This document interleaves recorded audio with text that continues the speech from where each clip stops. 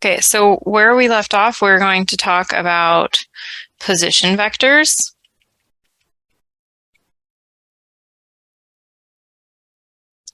So what a position vector is it locates a point in space.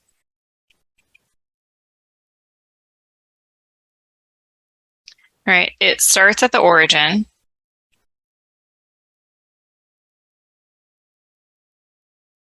And it's expressed in Cartesian form.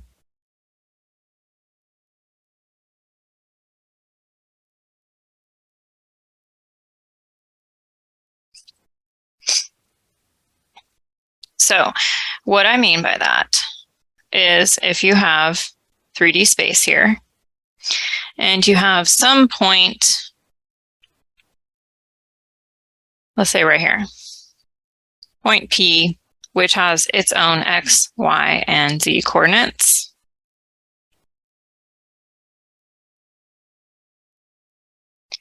Then I can locate that point in space by starting at the origin and pointing to that point.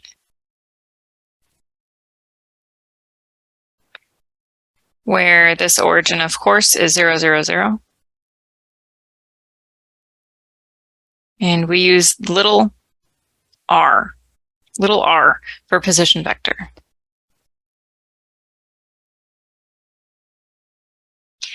Little r for position vector can be expressed in x in the I direction, y in the j direction, and z in the k direction, because it started at 0, 0. So essentially, you're doing final minus initial, but the initial was 0, right?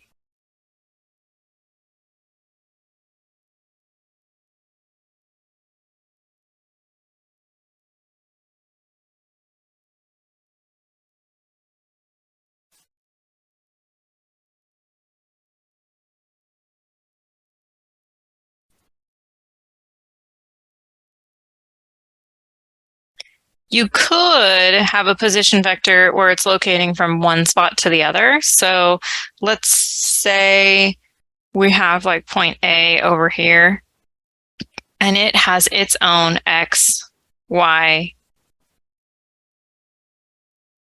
and z. And we also have a point B over here, and it has its own x, y, and z. Oops.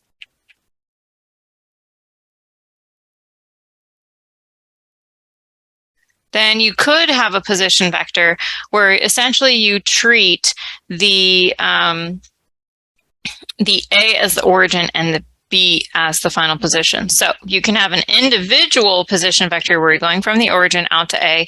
We would denote that as R sub A. You could have an individual one that locates B. You would denote that as R sub B. But what I'm saying is you can also start at A and end at B, and you would name that as RAB, which shows you started at A and ended at B. So position vector RAB can be set up by doing final minus initial. So XB minus XA in the I direction, YB minus YA in the J direction, and ZB minus ZA in the K direction.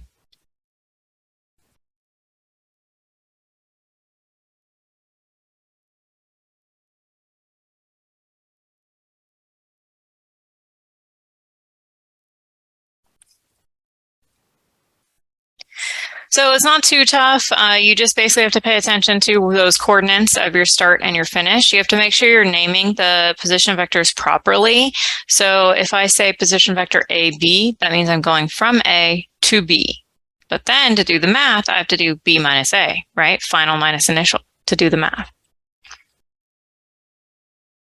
So you should want to get some practice on this. So I would suggest getting practice by looking at example 210 in the book.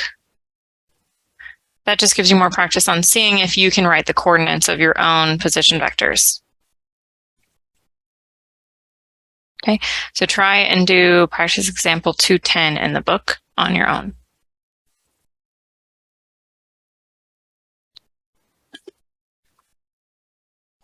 Questions about that?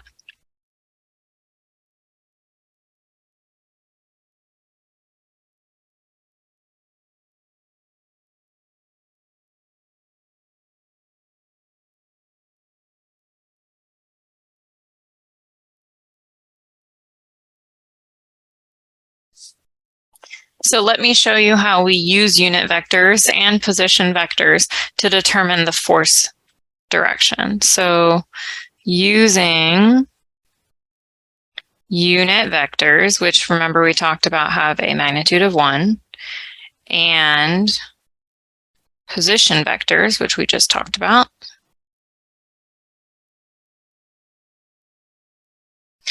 in order to determine a force direction.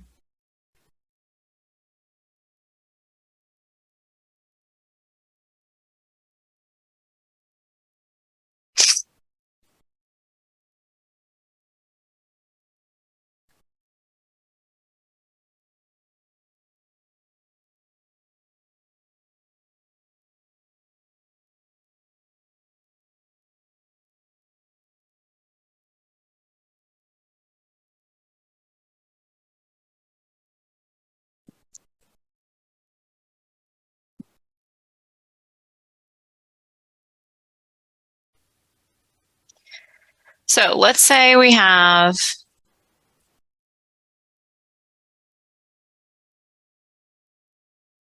a point A right here.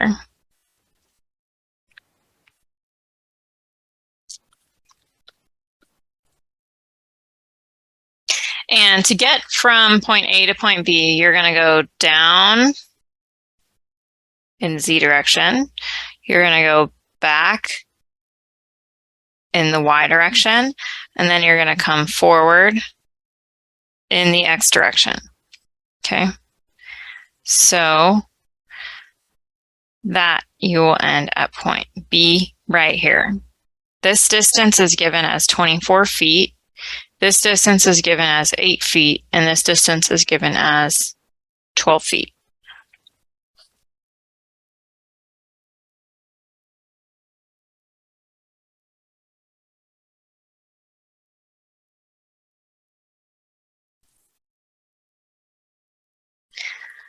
We are told that there is a force vector along this line from A to B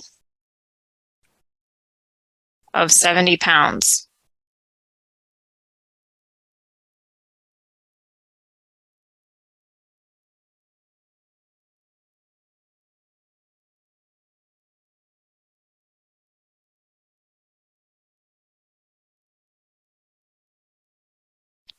The first thing we're going to do is figure out what direction F is going in. Okay, so F is going from point A to point B, so this is where the position vector from point A to point B would come into play. How many, be careful, how many feet did you move to get from point A to point B in the I direction?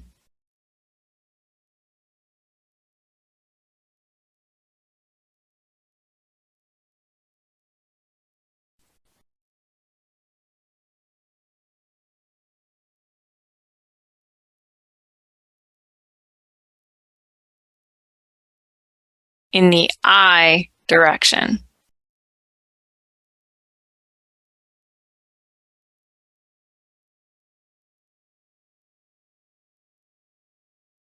Try again.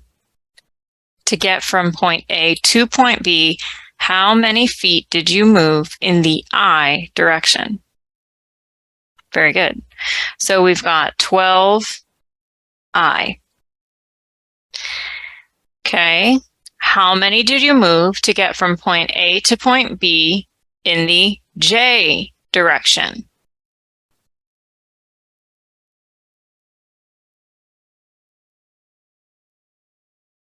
In the J direction. Very good, except we went backwards, right? So it's negative 8j. Right? We didn't go into the positive y direction, we went into the negative y direction. And what about how many did you move to get from point A to B in the k direction?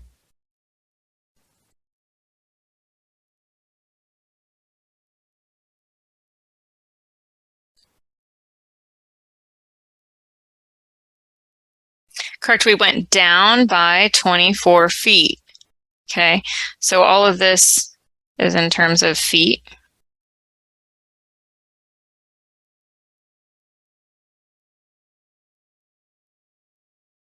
Now, to do a unit vector, remember we have to divide out the magnitude in order to make the magnitude 1. So first, let's find the magnitude of this position vector before we can make it into a unit vector. Who remembers how to find the magnitude of a vector, a 3D vector? How do you find the magnitude of a 3D vector?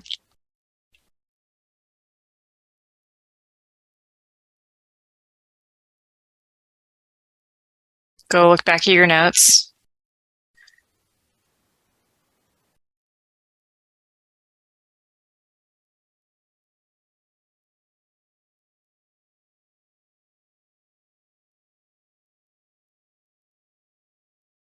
How do you find the magnitude of a 3D vector?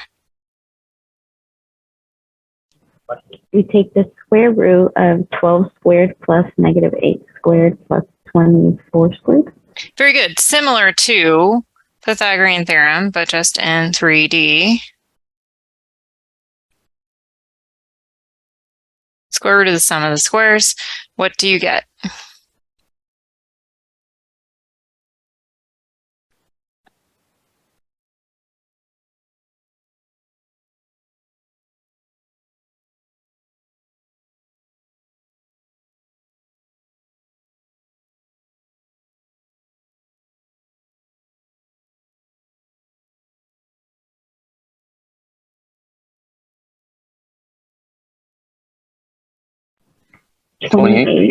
Perfect, 28 feet.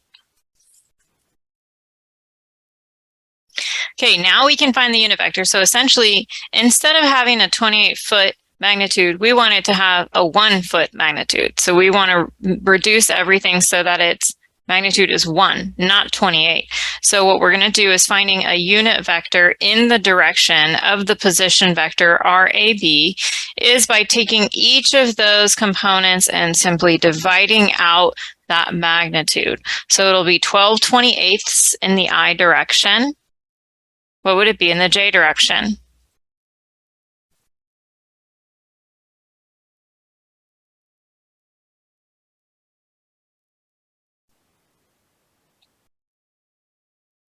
Negative 8/28 in the j direction. And how about the k direction?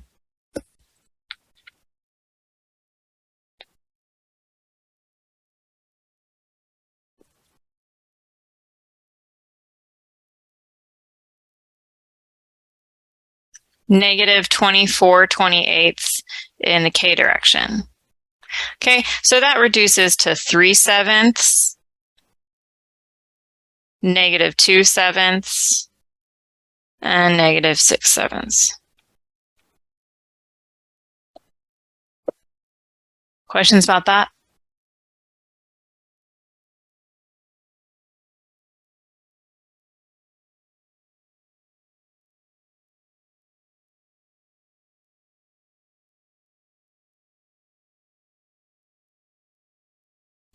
So the reason we're doing this is we found a unit vector in the same direction as that F that's acting from point A to point B. And because it's a unit vector, has a magnitude of 1, we can now scale it up by that force vector of 70 pounds to see how much of those 70 pounds is working in the I direction, the j direction, and the k direction. So our force vector F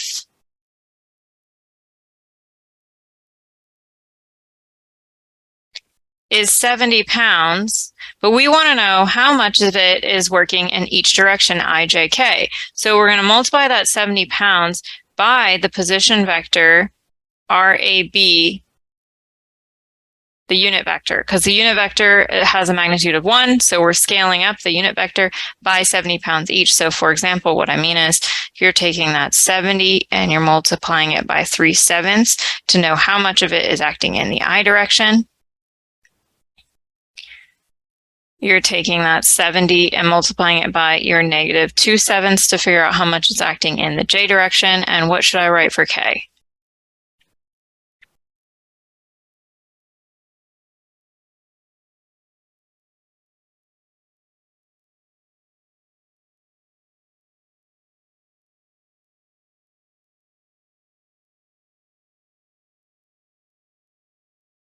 Minus 70 times 6/7 in the K direction. So now that'll tell us how much the force vector F is actually pushing, how many of the 70 pounds is going in the I, J, and K direction. So in the I direction, how many pounds are working in the I direction?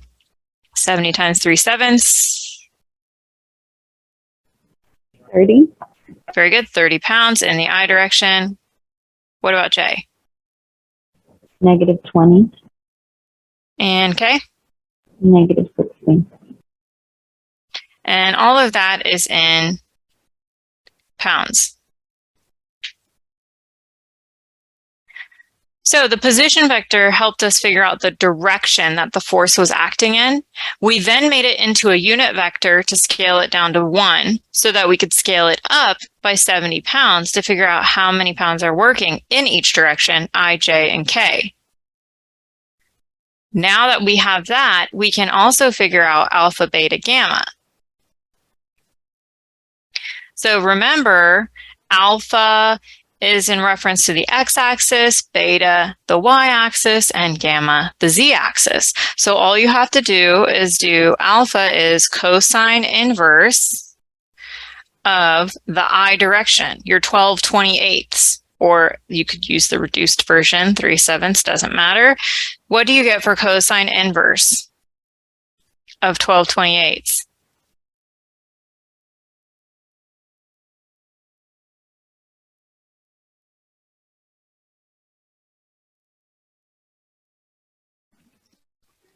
$65 or 64.6. Yeah, 65 degrees. How would I find beta?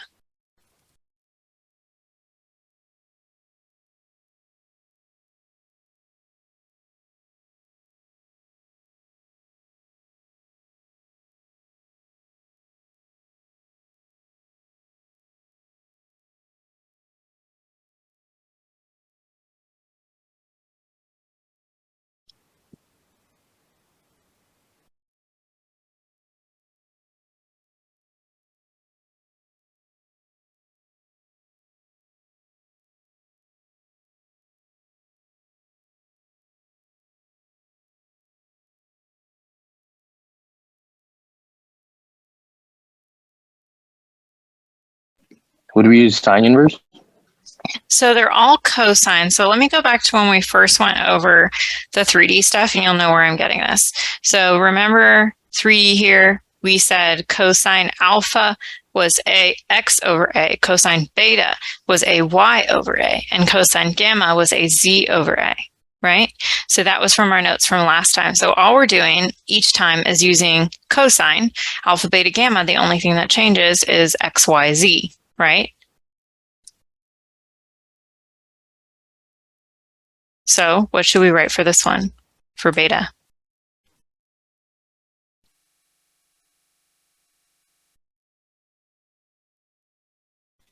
Cosine inverse of 8 over 28 or negative 8 over 28. Very good. Negative 8 over 28. What do you get?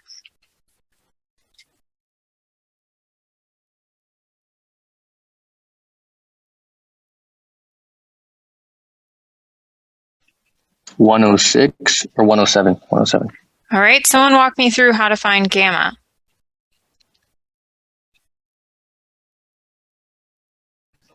Cosine inverse of negative 24 over 28. Oh, my handwriting's awful. What do you get? 149. Questions about that? Agreed. Very good. Questions?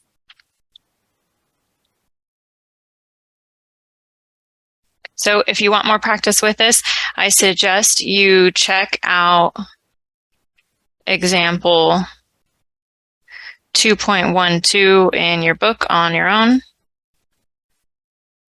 And I'm just going to write etc. because there's a ton of practice problems. Okay. So. Professor? Yeah. So why do we use cosine inverse for alpha, beta, gamma? Okay, because let me go back to that picture.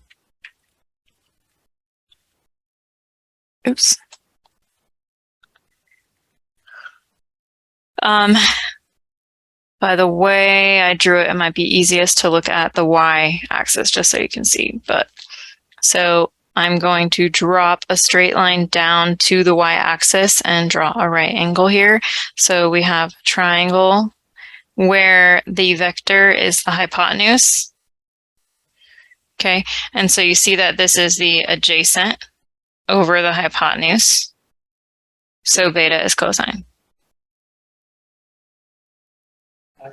Oh, okay. So alpha, beta, gamma.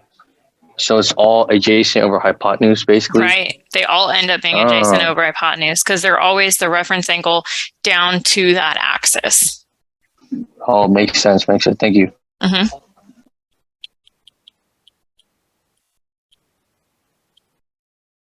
Other questions?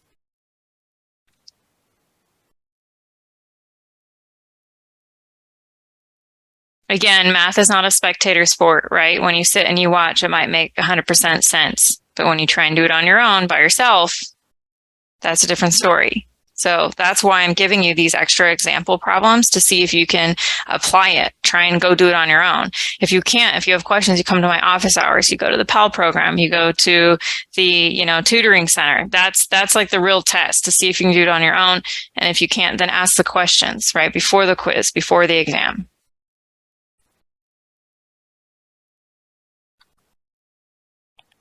Okay, the last topic I want to cover for chapter 2 is the dot product.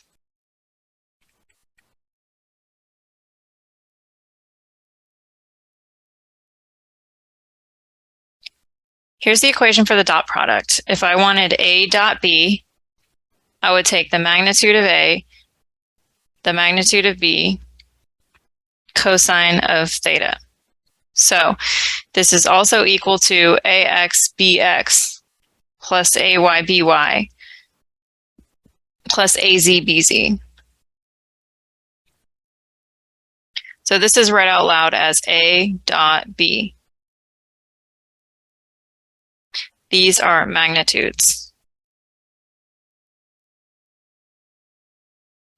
This angle is a very specific angle. This angle is the angle between the two vectors.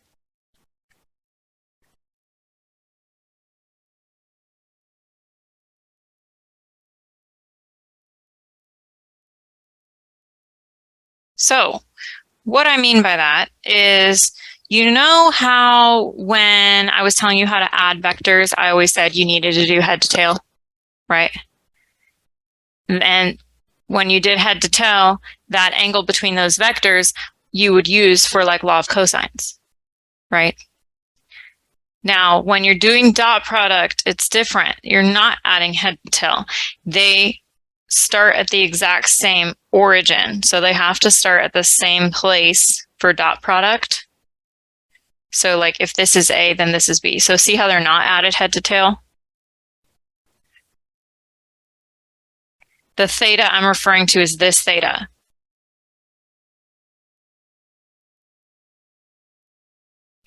So the other thing I want you to note is if you see up here in that calculation, AX, BX, AY, BY, AZ, BZ, you notice that your answer is actually not going to be a vector, it's going to be a scalar. It's just going to be some number, right? You're just adding numbers together. So the result of a dot product is a scalar. It's not a vector.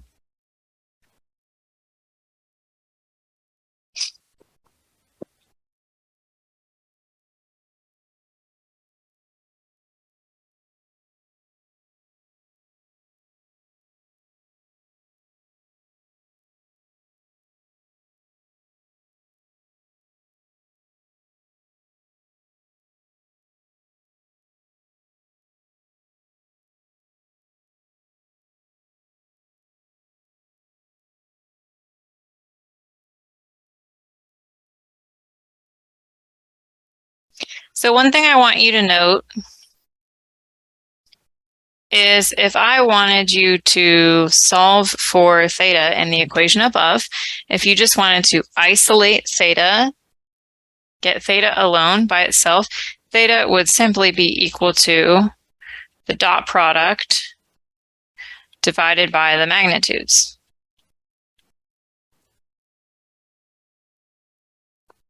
Sorry, cosine inverse of that. Fix your notes. Cosine inverse of that, right? To solve for theta.